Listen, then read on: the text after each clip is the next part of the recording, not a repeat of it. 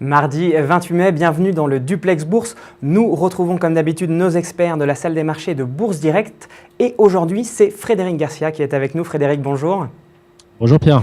Alors, la Bourse de Paris est repassée au-dessus des 4000 points ce matin. On attendait l'enquête de l'INSEE, la fameuse enquête de conjoncture auprès des ménages français. Eh bien, leur morale est au plus bas. C'est un record historique depuis juillet 2008, depuis la crise finalement. Qu'est-ce que les investisseurs pensent de ce sentiment des ménages qui est vraiment au plus bas ? Ils pensent tout simplement qu'on ne pourra pas aller plus bas et que ça devrait aller mieux par la suite. Donc on sait que la bourse, c'est avant tout un marché d'anticipation. Donc on anticipe du mieux pour le second semestre, comme ça nous a été longuement et souvent évoqué. Donc voilà, on anticipe du mieux pour l'Allemagne, qui est la locomotive de la zone euro, et puis aussi pour la France à compter de l'été 2013. On a eu des ventes de logements neufs donc décevants à moins 2,6%.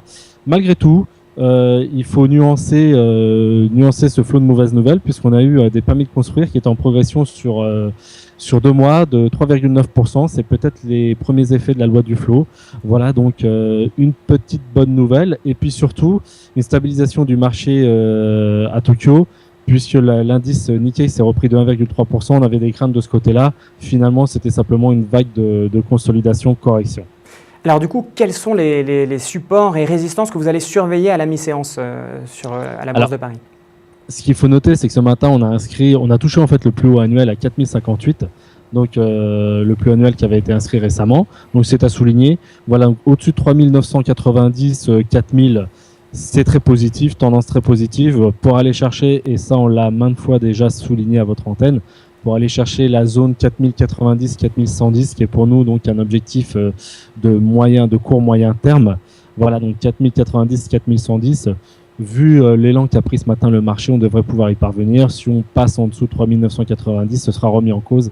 Mais pour l'instant, donc, on privilégie le biais haussier. D'accord, donc le rallye va se poursuivre. Du côté des valeurs, ST Microelectronics progresse. Après l'annonce de la cession par sa co-entreprise ST Ericsson, avec le spécialiste des télécoms suédois, Ericsson, de leur activité connectivité mobile. Alors, est-ce que vous pouvez nous raconter plus de choses sur ce dossier, Frédéric ? C'est tout simplement le début de la concrétisation du démantèlement donc annoncé de sa filiale déficitaire ST Ericsson au deuxième trimestre. Donc voilà, on est rentré dans le vif du sujet. Alors ce qu'il faut savoir, c'est que cette filiale-là, c'était vraiment un poids très important pour ST Micro, puisque sur 3 ans, on a accumulé ni plus ni moins qu'$1 milliard de pertes. C'est colossal. Voilà, donc ST Micro va enfin parvenir à démanteler donc cette filiale, et ça devrait donc réduire ses besoins de trésorerie de l'ordre de 90 millions de dollars, ce qui n'est pas négligeable. Donc réduction de la consommation de trésorerie, c'est toujours perçu comme une bonne nouvelle. D'ailleurs, le titre en profite ce matin, 2% de hausse et une progression déjà très intéressante depuis le 1er janvier. Voilà, donc c'est une nouvelle qui a été très bien perçue par les investisseurs depuis le début de l'année.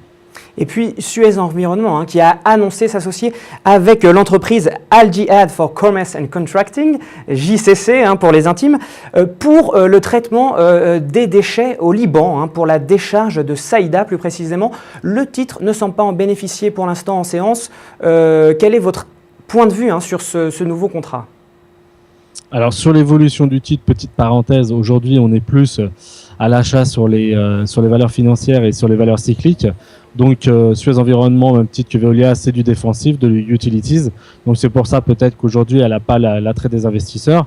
Si on revient donc sur cette nouvelle, Suez Environnement c'est le deuxième groupe européen en termes de collecte et de traitement des déchets, de collecte et distribution des eaux. C'est son activité est surtout donc centrée en Europe. Là, le fait donc qu'il se diversifie, qu'il s'ouvre encore un petit peu plus parce qu'il était déjà à l'international, ça devrait être bien perçu. Alors en effet, donc une montagne de déchets à Saïda, donc ville du Liban, une montagne donc qui on parle d'1 million de mètres cubes de déchets. 1,3 million de mètres cubes, c'est des déchets qui ont été cumulés depuis 40 ans. 40 ans, donc je ne sais pas si vous voyez un petit peu, une ville où on cumule les déchets donc depuis 40 ans. Sacré chantier pour Suez Environnement. Sacré chantier, c'est le moins qu'on puisse dire. Donc je ne sais pas jusqu'à quel point ça culmine, mais ça doit être très très très imposant. Les images doivent d'abord le prouver. Et puis donc ce qui est intéressant, donc c'est que Suez Environnement donc va pouvoir donc monter donc une usine de traitement, première chose, donc et la livraison d'une usine de traitement et un site d'enfouissement. Tout ça à horizon fin 2015. Voilà, donc c'est un contrat qui n'est pas certes colossal, même si le chantier lui l'est, mais en termes de financement, c'est pas non plus le chantier des traitements à Londres qui est de l'ordre d'1 milliard, la concession, mais malgré tout, c'est un chantier, donc c'est un contrat qui devait être relutif à moyen terme pour Suez Environnement. Alors, outre-Atlantique maintenant, les marchés étaient fermés hier pour cause de Memorial Day. Aujourd'hui, on attend une statistique sur les prix de l'immobilier, l'indice Case-Shiller, et on attend également aussi une enquête sur la confiance des consommateurs. À quoi peut-on s'attendre à l'ouverture à Wall Street ? Comme vous l'avez souligné, donc Pierre, deux indicateurs de premier ordre. L'immobilier, donc le Case-Shiller, l'évolution des prix de l'immobilier dans les 20 plus grandes métropoles aux États-Unis, attendu en hausse en glissement annuel, donc sur 12 mois à plus 10,2%. Donc voilà, l'immobilier donc poursuit son redressement, donc on est confirmé à 14h30. Et puis l'indice de confiance des consommateurs, alors que l'emploi semble s'améliorer aux États-Unis, alors que l'industrie semble aussi s'améliorer. Voilà, donc l'indice devrait ressortir en hausse par rapport au mois précédent. Des futurs américains qui plaident pour une ouverture en hausse de l'ordre de 1% sur l'ensemble des trois indices. Voilà, donc pour l'instant, on bénéficie de cette vague positive aux États-Unis, des indices qui sont pas loin de leur plus haut historique, voire sur leur plus haut historique. Tout est en place donc pour poursuivre la progression cet après-midi à Wall Street. Eh bien, merci beaucoup Frédéric de votre analyse. On se retrouve demain pour un nouveau Duplex Bourse.